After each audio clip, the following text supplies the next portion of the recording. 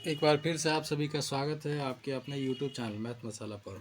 दोस्तों, आज हम भारत के इतिहास को पढ़ने जा रहे हैं। इसमें हम लोग प्राचीन भारत का इतिहास पढ़ेंगे, ठीक है। और वो भी एक प्रसिद्ध बुक है क्राउन जीके का, उससे हम लोग पढ़ेंगे, ठीक है। क्योंकि किसी भी कॉम्पिटिटिव एग्ज़ाम में इस बुक से प्रश्न रहता है, ठीक है। इसलिए इसको पढ़ना अति आवश्यक है। तो चलिए स्टार्ट करते हैं। देखिए, इतिहास जो है, सबसे पहले इतिहास होता क्या है। तो इतिहास होता क्या है कि यह एक विषय है। सबसे पहले तो ये विषय है जिसमें हम बीती हुई घटनाओं के बारे में पढ़ते हैं, ठीक है। बीती हुई बातें जो हम लोग जिस पुस्तक में जिस विषय में पढ़ते हैं उसको हम कहते हैं इतिहास, ठीक है। हर एक देश का अपना अलग अलग इतिहास होता है, ठीक है। तो उसी प्रकार से भारत का अपना इतिहास है। तो इतिहास को जो है हम लोग 3 भाग में बांटते हैं। एक को कहते हैं प्राचीन भारत का इतिहास, एक को कहते हैं मध्यकाल का इतिहास, और एक को कहते हैं आधुनिक भारत का इतिहास, यानी आधुनिक इतिहास कहते हैं। तो आज की वीडियो में हम लोग आधुनिक भारत का इतिहास पढ़ेंगे, ठीक है। तो आधुनिक भारत के इतिहास हम देखेंगे कि ये जो प्राचीन भारत का इतिहास है, इसमें हम देखेंगे कि इतिहास पढ़ने से हमें पुराने विषय की तो जानकारी होती ही है, साथ साथ हमारे अपने संस्कृति, पहचान इत्यादि की जानकारी मिलती है। साथ साथ कुछ ऐसे बातों की जानकारी मिलती है जिसे हम वर्तमान समय में मौजूद देख रहे हैं, लेकिन उसकी जड़ों के बारे में हम नहीं जानते हैं। तो इस जड़ों की जानकारी जो हमें इतिहास से मिलती है, ठीक है। तो अब स्टार्ट करते हैं हम लोग प्राचीन भारत के इतिहास के स्रोत। देखिए, प्राचीन भारत का जो इतिहास है उसके 4 स्रोत हैं, यानी स्रोतों को 4 भागों में बांटा गया है, ठीक है। तो पहला स्रोत समझिएगा, वो है धर्म ग्रंथ, ठीक है। पहला स्रोत है धर्म ग्रंथ, दूसरा है ऐतिहासिक ग्रंथ, तीसरा है विदेशियों द्वारा विवरण, और चौथा है पुरातात्विक स्रोत, ठीक है। आइए आगे देखते हैं धर्म ग्रंथ के बारे में। देखिए, धर्म ग्रंथ के स्रोत जो हैं उसमें आता है ब्राह्मण साहित्य। ब्राह्मण साहित्य में आएगा ऋग्वेद, सामवेद, यजुर्वेद, अथर्ववेद, ब्राह्मण और अन्य हरण्यक, उपनिषद, महाभारत, रामायण, पुराण, ये सभी जो है धार्मिक ग्रंथ स्रोत हैं। इससे भी हमें भारतीय इतिहास के बारे में जानकारी मिलती है, ठीक है। अब आगे हम देखते हैं बौद्धिक साहित्य। बौद्ध साहित्य ये भी धार्मिक स्रोत ही है, जिसमें आता है विनय पिटक, सूत पिटक, अधिधम पिटक, महावंश, दीपवंश, ललित विस्तार, दिव्यावदान, बुद्धचरित्र, महाविवास, वासुमित्र जातक, ये सभी जो है बौद्ध साहित्यिक धर्म ग्रंथ है, ठीक है। अब इसमें हम देखेंगे जैन धर्म ग्रंथ। जैन धर्म ग्रंथ में आता है भगवती सूत्र। क्या आता है? भगवती सूत्र, अचरांग सूत्र, कल्प सूत्र, ये सभी जो है बौद्ध धर्म के साहित्यिक स्रोत हैं, ठीक है। अब हम आते हैं ऐतिहासिक स्रोत पर। तो ऐतिहासिक स्रोत में हम देखेंगे कि राजतरंगिणी किताब है, जो कलहन के द्वारा लिखा गया है। किसके द्वारा? कलहन के द्वारा लिखा गया है। एक है पृथ्वीराज रासो, ये जो है किताब का नाम है, जिसके लेखक है चंद्रवरदाई, ठीक है। अगला है पृथ्वीराज रासो के लेखक चंद्रवरदाई है, चंद्रवरदाई लेखक है, ठीक है। और पृथ्वीराज रासो जो है पुस्तक है, ठीक है। उसके बाद हर्षचरित्र पुस्तक है, इसके लेखक है वाणभट्ट। उसके बाद है मुद्रा राक्षस, जिसके लेखक है विशाखदत्त। और अर्थशास्त्र, जिसके लेखक हैं कौटिल्य। अभिज्ञान शकुंतलम के लेखक कालिदास हैं, और स्वप्नवास वादता के लेखक भास हैं, ठीक है। तो ध्यान रखिएगा, ये सभी ऐतिहासिक स्रोत में आते हैं। एक बार इसके नाम को रिपीट कीजिएगा। एक है राजतरंगिणी। राजतरंगिणी के लेखक कलहन हैं। पृथ्वीराज रासो के लेखक चंद्रवरदाई हैं। हर्षचरित्र के लेखक वाणभट्ट हैं। मुद्रा राक्षस के लेखक विशाखदत्त हैं। और शास्त्र के लेखक कौटिल्य हैं। अभिज्ञान शकुंतलम के लेखक कालिदास है। और स्वप्नवास वादता के लेखक भास हैं, ठीक है। अब इसमें हम समझेंगे कुछ राजाओं के द्वारा जो साहित्य लिखे गए हैं उसको। देखिए, तो एक राजा है हाल, ठीक है ना। हाल के द्वारा लिखा गया है गाथा सप्तशती। हाल के द्वारा क्या लिखा गया है? गाथा सप्तशती।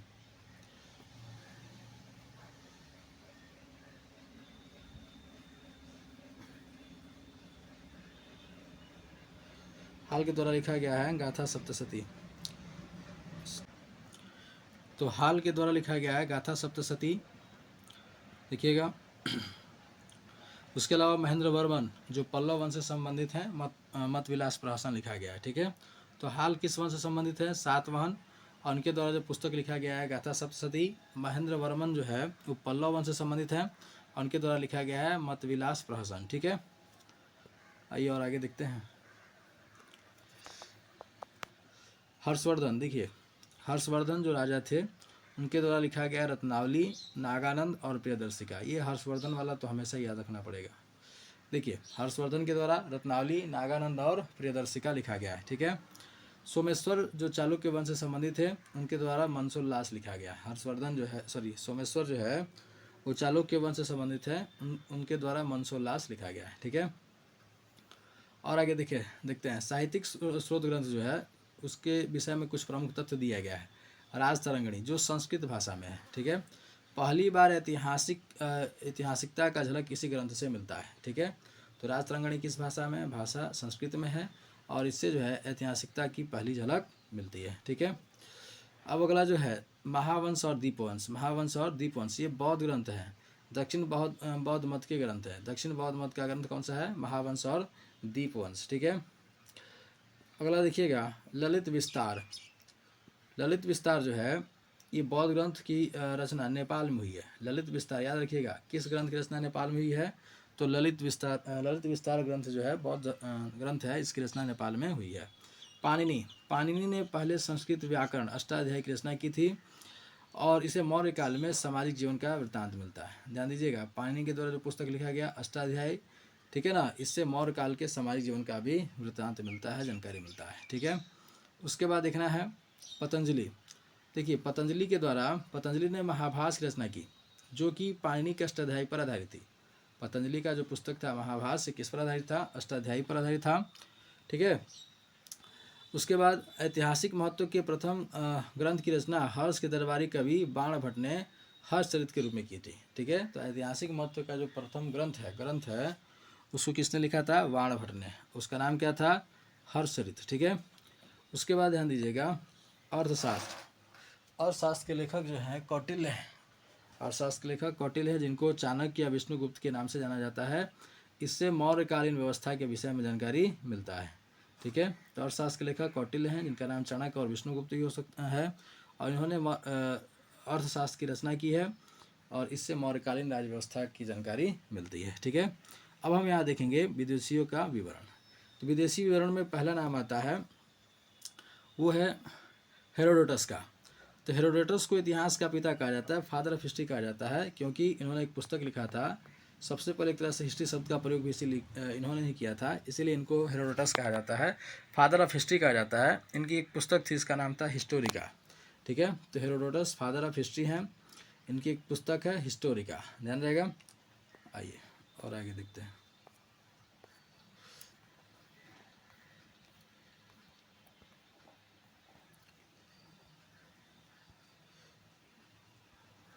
देखिए दूसरे विदेशी यात्री का नाम आता है मेगास्थनीज। मेगास्थनीज जो है सेल्यूकस निकेटर के राजदूत के रूप में चंद्रगुप्त मौर्य के दरबार में आए थे। इन्होंने इंडिका नामक पुस्तक की रचना की थी, ध्यान रहेगा। मेगास्थनीज जो थे ये सेल्यूकस निकेटर के दरबार में आए थे, सेल्यूकस निकेटर के साथ राजदूत के रूप में आए थे और ये जो है ना चंद्रगुप्त मौर्य के दरबार में आए थे। किसके दरबार में? चंद्रगुप्त मौर्य के दरबार में आए थे। इनकी जो पुस्तक है जिसका नाम है इंडिका। ठीक है। इंडिका किसके द्वारा लिखा गया है? मेगास्थनीज के द्वारा लिखा गया है। ये किसके राजदूत था? तो सेल्यूकस निकेटर का राजदूत था। ठीक है। और किसके दरबार में आया था? तो चंद्रगुप्त मौर्य के दरबार में आया था, ध्यान रहेगा। अब कुछ अज्ञात लेखक है। ठीक है। यूनानी लेखक ईस्वी सन पहली सदी में भारतीय बंदरगाह परिस्थिति प्राकृतिक और व्यापार का प्रकाश अपने रचना पेरिपल्स ऑफ द थ्रियन सी यानी लाल सागर का विवरण दिया है। ये अज्ञात लेखक, इनके बारे में जानकारी नहीं दिया है। उसके बाद अगला नाम जानना है टॉलेमी का। देखिए टॉलेमी की ज्योग्राफी जो 150 ईस्वी के आसपास प्रकाशित हुई थी, इसमें प्राचीन भारतीय भूगोल एवं वाणिज्य की जानकारी मिलती है, ध्यान रहेगा। तो टॉलेमी के द्वारा जो पुस्तक लिखा गया था जिसका नाम है ज्योग्राफी, ठीक है, जिससे प्राचीन भारतीय भूगोल के वाणिज्य की जानकारी मिलती है। अगले जो विदेशी यात्री जिनका नाम है स्ट्रोबो। तो स्ट्रोबो के द्वारा जो है ना स्ट्रोबो ने मेगास्थनीज के विवरण को काल्पनिक माना। देखिए ये कुछ विशेष रचना नहीं किए हैं, इन्होंने बस क्या कहा कि जो मेगास्थनीज के द्वारा लिखा गया है वो काल्पनिक है, यानी वो सच्चाई नहीं है। ठीक है। अब आता है रोमन लेखक। देखिए रोमन लेखक में पहले आता है पिलानी ने नेचुरल हिस्टोरिका नामक पुस्तक लिखा, उसमें भारत और इटली के बीच होने वाले व्यापारिक संबंधों की जानकारी दी है। ठीक है, याद रहेगा। पिलानी ने कौन सा पुस्तक लिखा? नेचुरल हिस्टोरिका, और उसमें भारत और इटली के बीच जो हो रहा व्यापार की जानकारी मिलती है। उसके बाद आता है चीनी विवरण। देखिए चीनी विवरण का नाम याद रखना है, पड़ोसी देश हमारा। उसमें पहले नाम आता है फायान। ये चंद्रगुप्त द्वितीय गुप्त शासक थे जो उनके दरबार में आया था, और ये 5वीं सदी के प्रारंभ में आया था। ये 5वीं सदी जो था उसके प्रारंभ में आया था। उसके साथ साथ इसने एक किताब लिखी थी जिसका नाम था फूको की। क्या नाम था? फूको की। फायान ने क्या लिखा? फूको की। ठीक है। उसके बाद इससे जो है ना सामाजिक, आर्थिक और धार्मिक स्थिति की जानकारी मिलती है, ध्यान रहेगा। अब आता है हेनसांग। इसका दूसरा नाम युआन चौहान हो सकता है, चाइनीज लोग का नाम ही गजब होता है। तो हेनसांग रहेंगे। ये हर्षवर्धन के समय में आए थे, 629 ईस्वी में आए थे, और इनकी एक रचना है, किताब, जिसका नाम है सी यू की। ऊपर वाले का नाम क्या था? फूको की। फायान का फूको की और हेनसांग का सी यू की। ठीक है ना, की थी। और वाटर्स के अनुसार वह भारत को इंटू यानी चंद्राकार नाम देता है। इंटू यानी चंद्रकार नाम देता है। हेनसांग के मित्र विली ने हेनसांग की जीवनी लिखी थी। इस हर्षवर्धन कालीन राजनीति के साथ साथ धर्म, रीति रिवाज एवं समाज का वर्णन मिलता है। इसमें 138 देशों का वर्णन मिलता है। देखिए, ये भी प्रसिद्ध बुक है। कौन सा? सी यू की। लेखक कौन है? हेनसांग। किसके समय में आते? हर्षवर्धन के समय में। ठीक है। अब उसके बाद ध्यान रखिएगा, इति सिंह यह 7वीं शताब्दी में भारत आया था तथा नालंदा और विक्रमशिला विश्वविद्यालयों का वर्णन किया था। ठीक है। तो इति सिंह जो है कब आया था? उस 7वीं शताब्दी में भारत आया था, और इसने जो है नालंदा और विक्रमशिला विश्वविद्यालय के बारे में बताया है। ठीक है। अब आगे देखते हैं। देखिए, अब आगे देखते हैं अरबी लेखक के विषय में। तो अरबी लेखक में पहले नाम आता है सुलेमान का। सुलेमान जो है 9वीं शताब्दी में भारत आया था और पाल एवं प्रतिहार शासकों के बारे में लिखा था। ठीक है।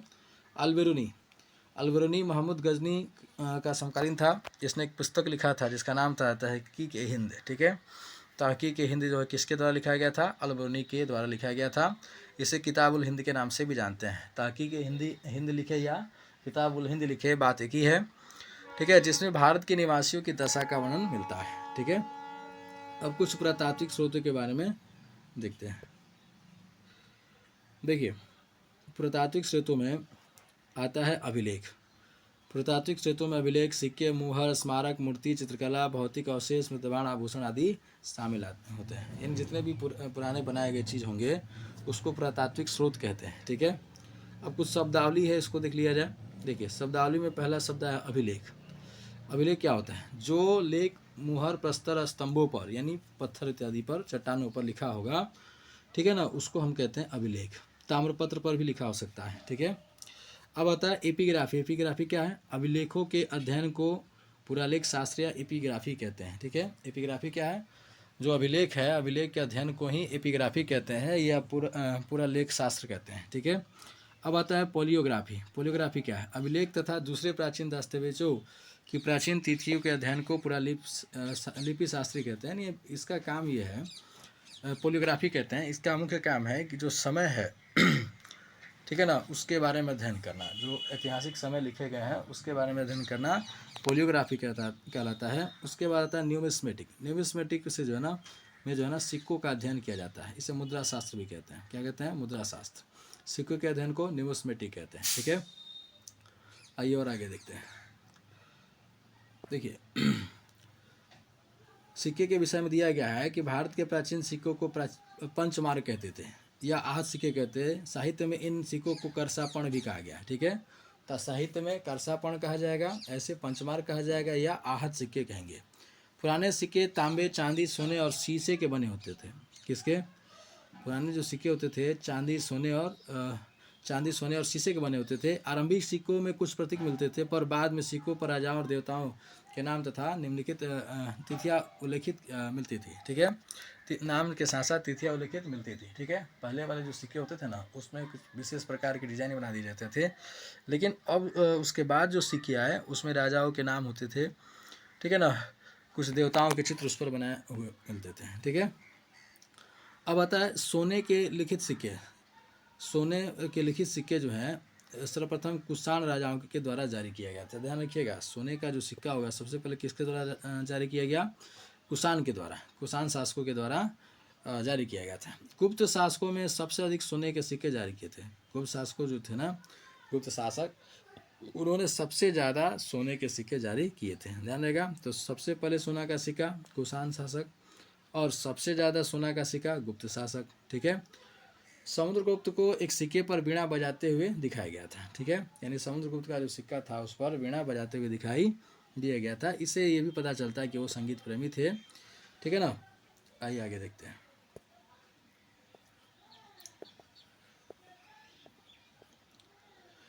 देखिए अब आता है जो सातवाहन थे, सातवाहनों ने शीशे के सिक्के जारी किए थे। गुप्त काल में स्वर्ण सिक्कों को दिनार कहा जाता था, चांदी के सिक्कों को रूपा कहते थे, ठीक है, ध्यान रहेगा। ये जो सोने का सिक्का होता था उसको दिनार कहा जाता था और चांदी के सिक्कों को रूपक कहा जाता था। अब देखिएगा अभिलेख। अभिलेख मोहरों और प्रस्तर स्तंभों, चट्टानों और ताम्रपात्र पर मिलते हैं तथा मंदिरों की दीवारों और ईंटों या मूर्तियों पर भी मिलते हैं। सबसे अधिक अभिलेख मैसूर संग्रहालय में रखा गया है, ठीक है। तो अभिलेख कहाँ मिलेंगे? चट्टानों पर, ताम्रपत्रों पर मिलेगा, ठीक है। उसके बाद मूर्तियों पर भी मिलते हैं, और जो सबसे ज़्यादा अभिलेख है वो मैसूर संग्रहालय में रखा गया है। मौर्य, मौर्योत्तर और गुप्त काल के अभिलेख कार्पस इंस्क्रिप्शन इंडिकेरम नामक ग्रंथ में संकलित है, ध्यान रहेगा। मौर्य और मौर्योत्तर काल और गुप्त काल के जो अभिलेख हैं, अधिकांश अभिलेख जो हैं वो कार्पस इंस्क्रिप्शनम इंडिकेरम नामक ग्रंथ में संकलित है, ठीक है। अब देखिए अभिलेखों में प्रयुक्त लिपि के बारे में समझेंगे। देखिए प्राकृत लिपि अभिलेख, आरंभिक अभिलेख प्राकृत भाषा में लिखे जाते थे। जितने भी अभिलेख पहले पाए गए शुरू में, उसमें प्राकृत भाषा का या लिपि का प्रयोग किया गया था। उसके बाद जो है ब्राह्मी लिपि आ गया। अशोक के शिलालेख ब्राह्मी लिपि में लिखे गए हैं। यह लिपि बाएं से दाएं लिखी जाती थी, जो आज हम लोग लिखते हैं बाएं से दाएं, ठीक है ना, बाएं से दाएं लिखते हैं ना आज भी, तो वो ब्राह्मी लिपि में भी बाएं से दाएं लिखा जाता था, ठीक है।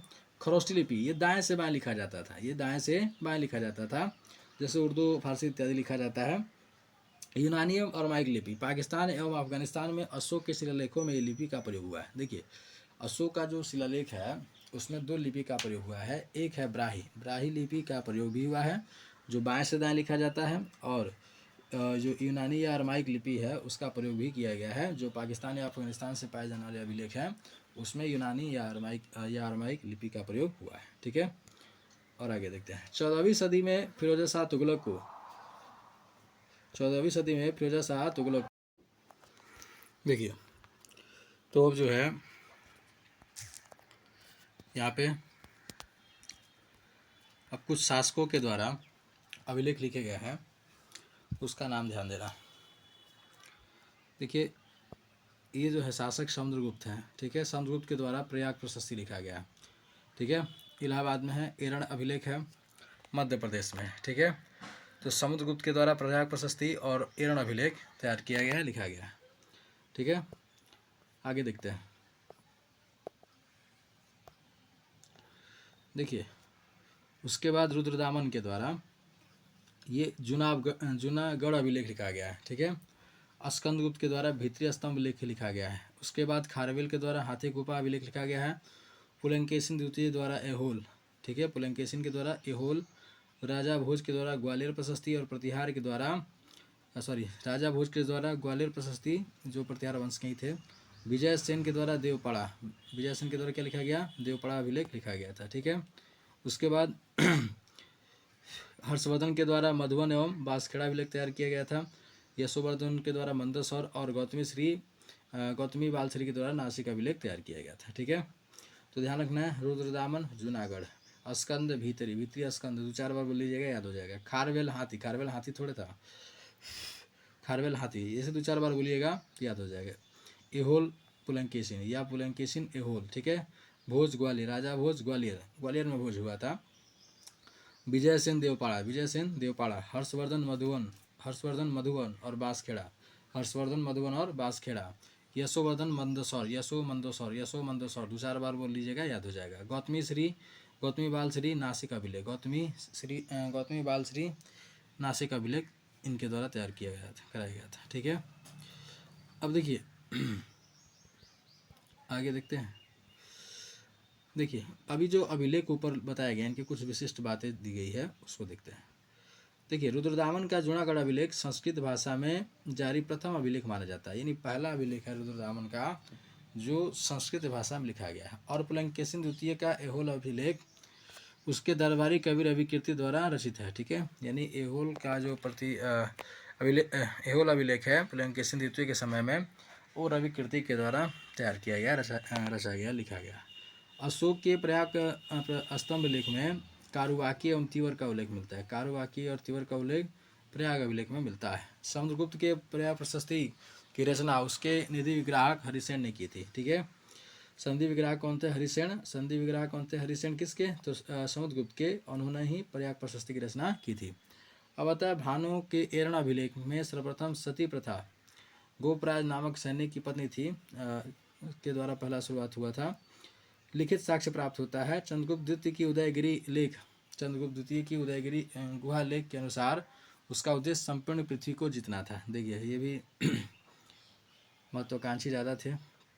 तुमुन अभिलेख में कुमार गुप्त के शारदीय सूर्य की तरह बताया गया है, यानी कुमार गुप्त को शारदीय सूर्य की तरह बताया गया है। स्कंदगुप्त को भीतरी अभिलेख में हुणों के आक्रमण का उल्लेख मिलता है। देखिए, स्कंदगुप्त का जो अभिलेख है उसमें जो है हुणों का जो आक्रमण हुआ था उसका जानकारी हमें मिलता है। ठीक है, उसके बाद याद रखिएगा मंदसौर अभिलेख से में यशोवर्धन के ज्ञानेंद्र कहा गया है। यशोवर्धन को ज्ञानेंद्र कहा गया है। चंद्रगुप्त द्वितीय के विजयों का वर्णन मेहरौली लौह स्तंभ में मिलता है। ठीक है, चंद्रगुप्त द्वितीय के विजयों का वर्णन किसमें मिलता है? तो मेहरौली लौह स्तंभ अभिलेख में मिलता है। ठीक है, आइए आगे देखते हैं।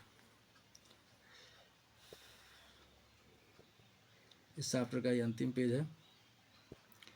देखिए, विदेशी अभिलेख में आता है बोगाज कोई, एशिया माइनर मध्य एशिया से 1400 ईसा पूर्व में भारत प्राप्त संधि अभिलेख के वैदिक देवता मित्र, वरुण, इंद्र और नासत्य का उल्लेख मिलता है। बोगाज कोई में जो है इंद्र का, वरुण का, ठीक है ना, वैदिक देवी देवताओं का उल्लेख मिलता है।